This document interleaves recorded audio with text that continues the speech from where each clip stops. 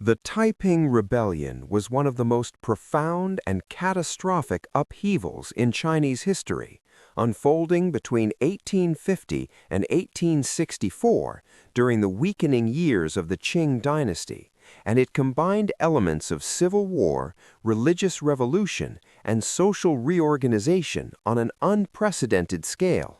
Its origins lay in deep structural problems that had accumulated over decades, including rapid population growth that outpaced agricultural productivity, severe land shortages, widespread poverty among peasants, endemic corruption within the Qing bureaucracy, ethnic resentment toward the Manchu ruling elite, and the destabilizing effects of the Opium Wars, which had exposed China's military weakness and undermined the legitimacy of the imperial state. At the center of the movement was Hong Xiuquan, a Hakka Chinese schoolteacher who repeatedly failed the highly competitive imperial civil service examinations and suffered a psychological crisis during which he experienced vivid visions. After later encountering Protestant missionary writings, Hong reinterpreted these visions and concluded that he was the younger brother of Jesus Christ, chosen by God to purify China,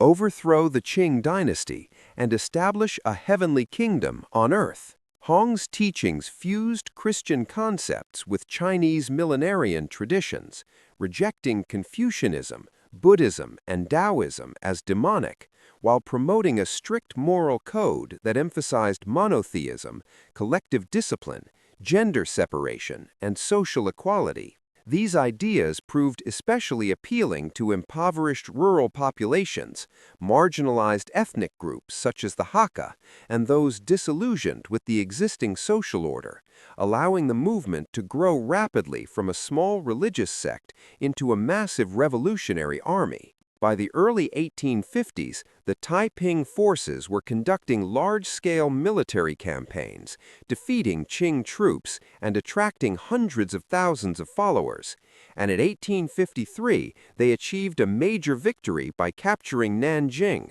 one of China's most important cities, which they renamed Tianjing, meaning heavenly capital, and declared the seat of the Taiping Heavenly Kingdom. Within the territory they controlled, the Taiping leadership attempted to implement radical reforms, including communal ownership of land, redistribution of resources, equal allocation of land between men and women, the abolition of foot binding and slavery, bans on opium, alcohol, gambling, and prostitution, and the promotion of female participation in administration and the military, measures that were revolutionary for their time but often inconsistently enforced. Despite their ambitious vision, the Taiping regime struggled with practical governance, as its rigid ideological control, lack of experienced administrators, and harsh disciplinary practices alienated portions of the population, while internal power struggles and purges among the leadership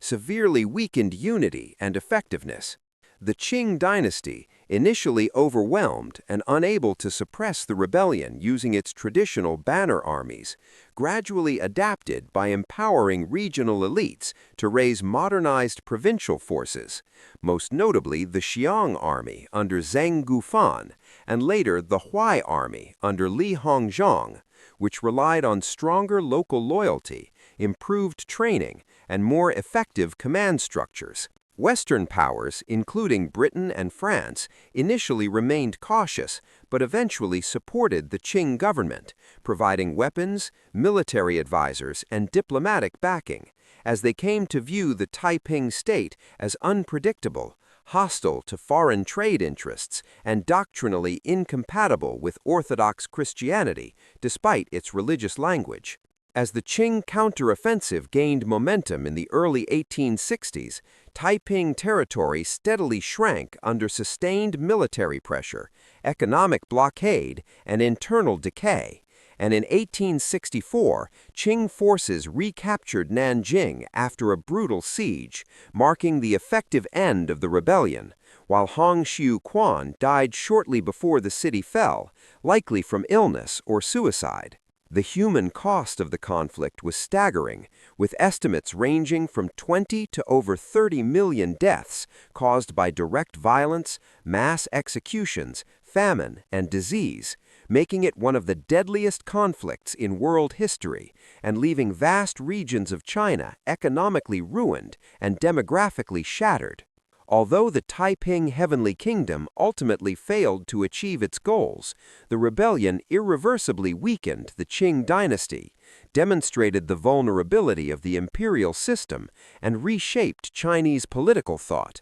by introducing the idea that radical, mass-based movements could challenge dynastic rule, influencing later reformers and revolutionaries, including nationalist and communist leaders, who would reinterpret the Taiping experience as an early, flawed, but significant attempt at social revolution and anti-imperial resistance.